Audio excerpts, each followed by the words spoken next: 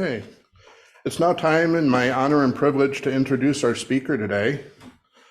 Reverend Timothy is an interfaith minister who has studied with some of the top metaphysical teachers, psychics, and mediums in the world. He has used his wide array of experiences and skill sets to help educate, motivate, and relate to his clients and audiences for over 17 years. Having faced many challenges and hardships in his life, his intent is to show people that they can overcome, continue to have hope and faith in the divine, themselves, and in humanity, and thrive because of those earlier challenges. He is an exceptional message bearer and energy worker. His passion is teaching and healing and bringing people back to the close relationship with God. He aspires to be the kind of person he would love to have loved, or he would have loved to have in his life during the earlier years and provide that service to others. So please help me welcome Reverend Timothy Stensma to the platform as his sermon is on having faith.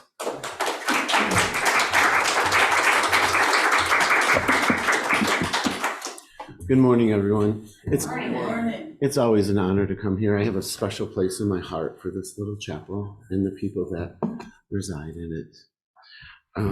I thought I'd be a little more emotional because I have such association with this church, with Reverend Ken, and we were so close. And I feel nothing but pure joy being here, feeling his presence, and knowing that you've all experienced him.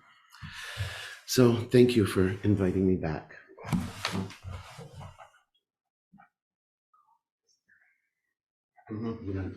Thank you.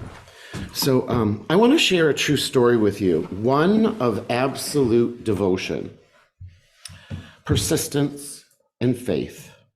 Guo Ganglin's world was shattered in 1997 when his then 2.5-year-old son, Gio Zinzen, was abducted outside his home. Gio, then aged 2.5, was grabbed by a woman and her boyfriend who took him to Northeast Hebei province, which surrounded Beijing, the Chinese capital. These sorts of people prey on children too young to know their names, their ages, or their hometowns. Zinzen was kidnapped while playing outside his home in the village of Liaosheng, and I apologize for my Chinese right now, while his father ran in the house for something. In the month following the kidnapping, the father lost more than 40 pounds, going from 176 pounds to 132, and had all of his hair turn white within 1 month. Can you imagine the amount of stress and drama it takes to change your weight and your hair color that much? So how many parents do I have in the congregation? So put yourself in his position. I can only imagine. I've never had children. He then vowed to do something with his devastation and set out to find his son, journeying across all of the mainland provinces and regions in China to pass out flyers and gain information. He even mentioned specifically a small detail of a scar on the right little toe. This father spent 24 years. Let me say that again. 24 years crisscrossing the country, traveling on a motorbike. And yes, you heard me correctly, a motorbike, with 2 banners, each showing a photo of his son and giving out flowers as he's traveled to more than these 20 Chinese provinces, which is the equivalent of 20 US cities. He was a victim of multiple road accidents, which included multiple broken bones. He dealt with bullying. He encountered robberies and even had to sleep under bridges or beg for money when he ran out and he needed a hotel. He also wore out 10 motorcycles, all of which had that large banner with his son's photo and information attached. It was on that photo of his son that ultimately prevented that father from taking his own life at one point during this very troubling journey. My son seemed to be saying to me, Dad, your little boy is accompanying you in this rainstorm right now. The father said, only by hitting the road looking for my son did I feel like I was a father. Many people said to him that he was a great father, but he says, I'm not great at all. I am helpless. I just lack the courage to restart life after experiencing such tremendous hardship. Therefore, I kept on searching. But he did have faith, the living, breathing example of faith. I have no reason to stop searching, and it's impossible for me to stop. For 24 years, this father desperately searched all over China, traveling more than 311,000 miles by motorcycle in hopes that he would be reunited with his son. After police tracked down Zinzin and confirmed his identity through DNA, the now 26-year-old man was reunited with his parents for the first time in over 2 decades. In the July month of 2021. It wasn't until that June that police tracked down a man in central Henan province who matched his son's description, mind you, from age 2.5. 2 suspects who had been dating at the time of the kidnapping were arrested for allegedly snatching the boy from his home and then selling him. DNA testing confirmed that the man, now 26-year-old teacher, was his long-lost son, paving the way for a very emotional family reunion. He and his wife cried on their son's shoulders. He actually was taller than both of them.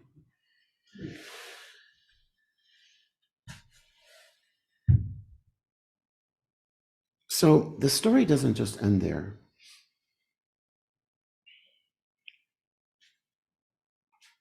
Through all of this, he became a prominent member of missing persons organizations in China and personally helped to find 7 other sets of parents' children before his own.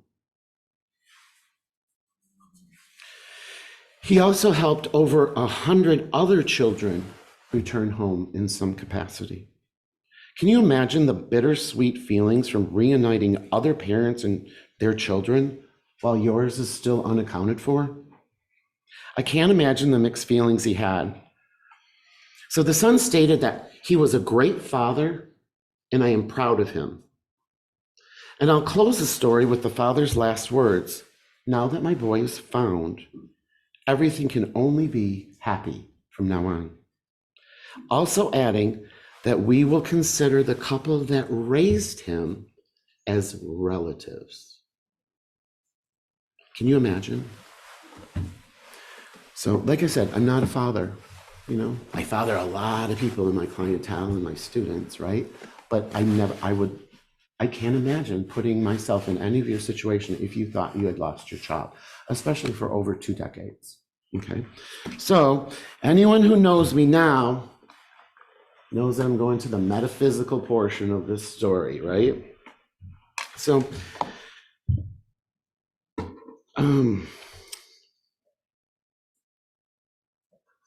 I want to share why that father received the glorious reunion that he was so deserving of. Every thought, action, and feeling plant a seed of what kind of energy we choose. Each of our souls house our greatest potential.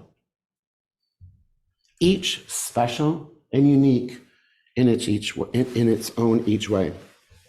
When we operate from soul and not ego, we can manifest anything we desire. It's all within us. We just merely need to tap into it, access it, and we can channel unlimited blessings for ourselves and others. So this is the metaphysical portion.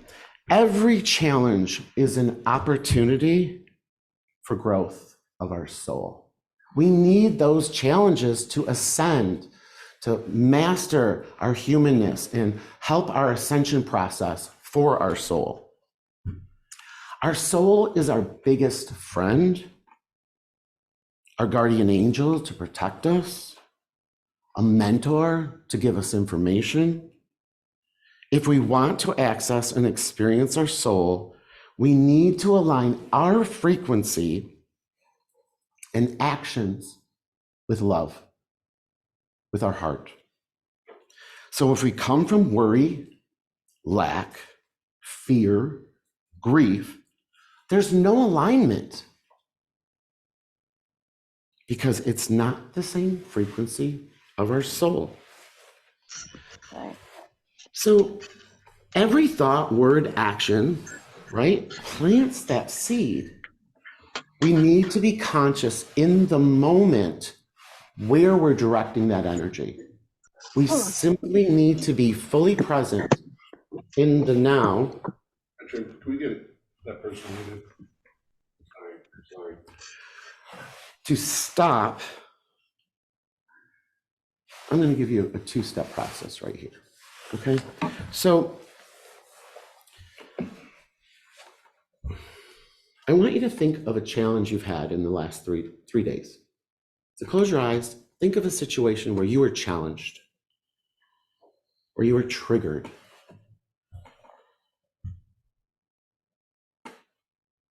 Okay, so come back. We are triggered and challenged at least 100 times a day.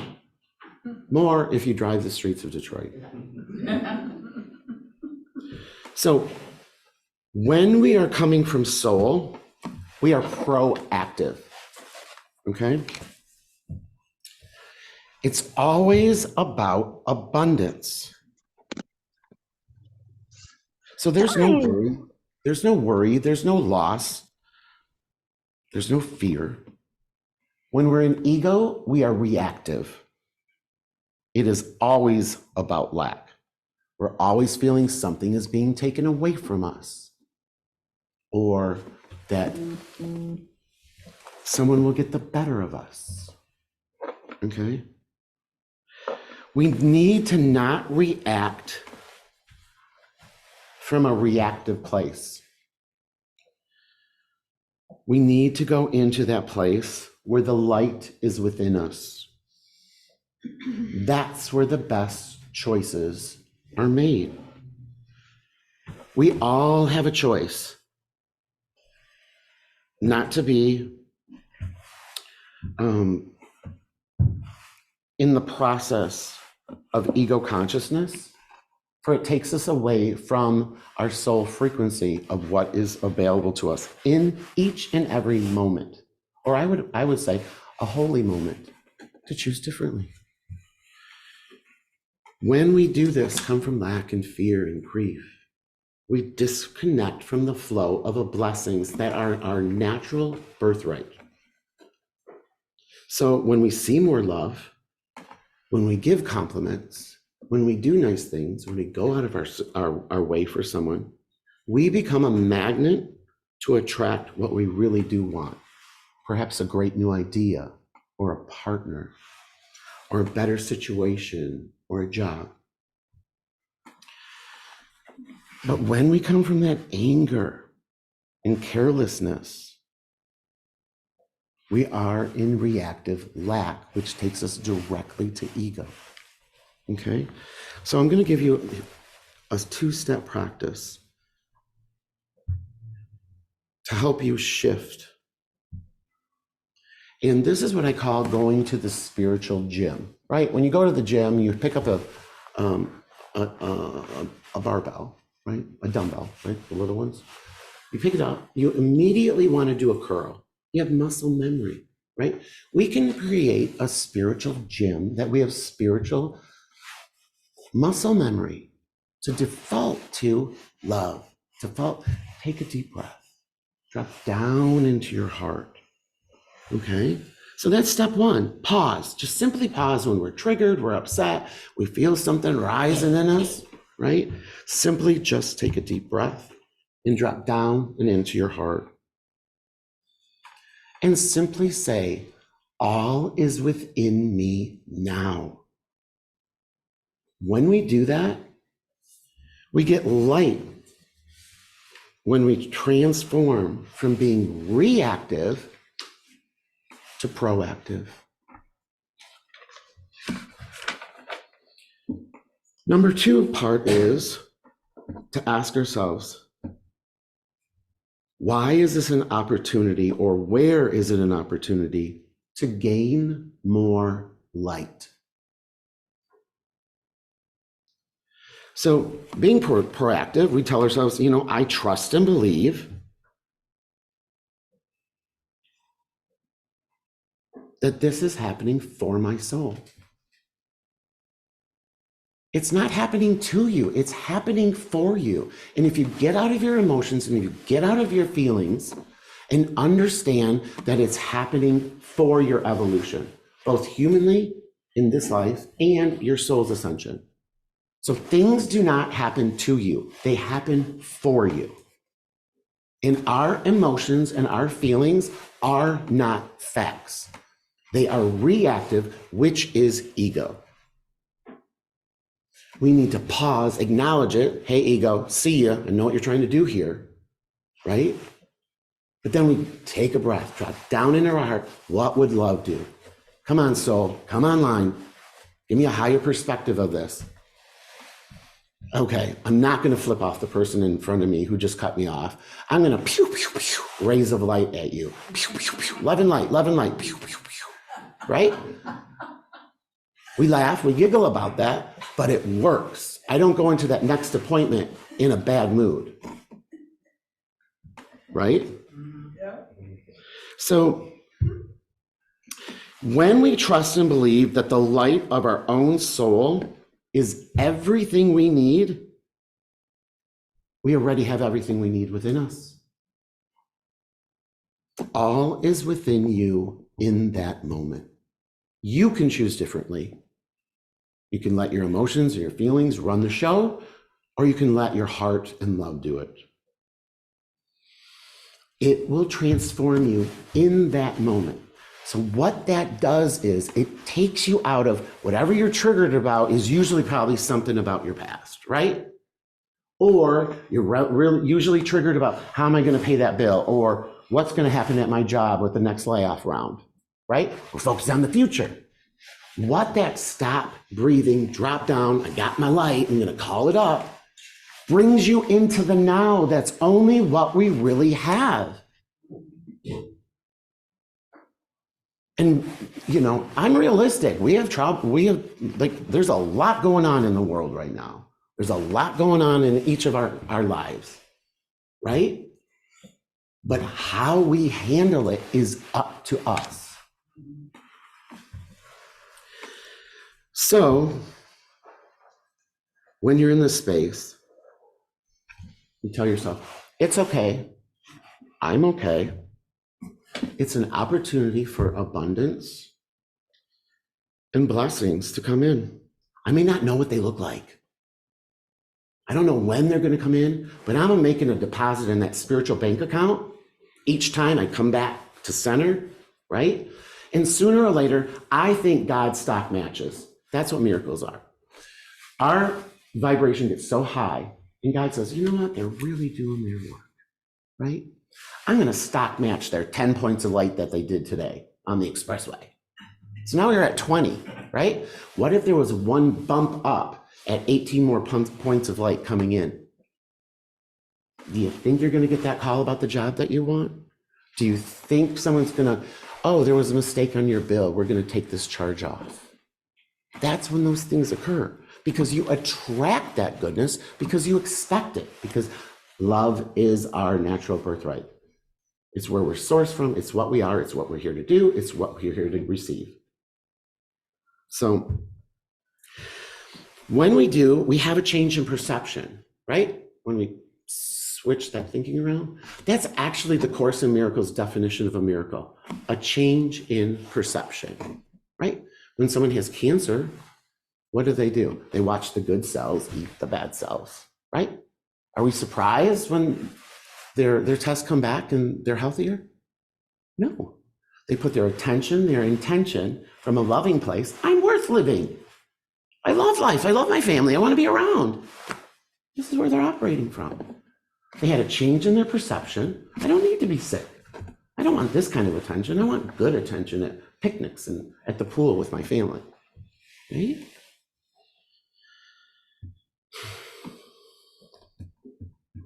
So in spite of all circumstances, we simply can choose light. Lack feels really real, you know, and it's also inaccurate. So I want you to remember the mantra, all I need is this within me now. To get that to that awareness, we need to pause. We are already positioning ourselves for the best outcome. Being vulnerable with ourselves and really asking ourselves, where am I operating from? Why is this triggering me? Why am I being challenged? What am I to learn? What's my part in this? You know, and I'll tell you right now, every time you're challenged, 50% of that street is yours to clean up. Something in you that's coming up to be healed, that your soul designed. They put that car, that person, that situation in front of you and says, okay, let's see if you're going to rise up. Let's see if you're going to pull in more light, or you're going to, falter. You're going to lose a little light. And then what? We start spiraling, right? Stub your toe when you get out of bed. Oh, I hate this day. It's a Monday, right? And then what? You spill your coffee on you a little bit. Oh, I got to rechange. Now I'm going to be late, right? And then the rest of the day is downhill from there, right? But, if you stub your toe, right? Okay.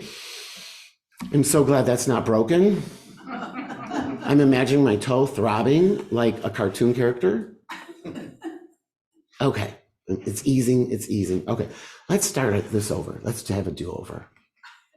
Thank you for not letting me come from a place of gratitude, love. I didn't break my toe. Thank you. So the hardest work we will ever do is this work. Changing. And you know why? Because we're never going to get accolades for it. It's never going to be acknowledged from anyone else other than ourselves. And that's why, with creating a deep relationship with your soul, because it has all the answers.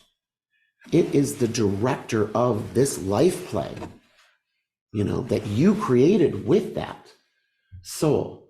You picked your costume, right? The meat suit, right? You picked your co-stars. You picked the script. You did the location. You did the blocking.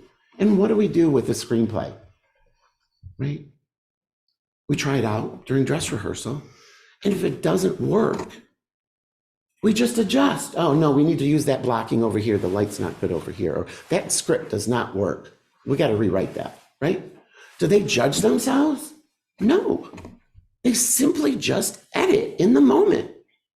And that's all I'm asking for you guys to do. So another thing, and I'll close off here. Am I getting close? Good, okay. Is another way of doing this. It sounds so simple. But in that moment, when you stop, drop in, right?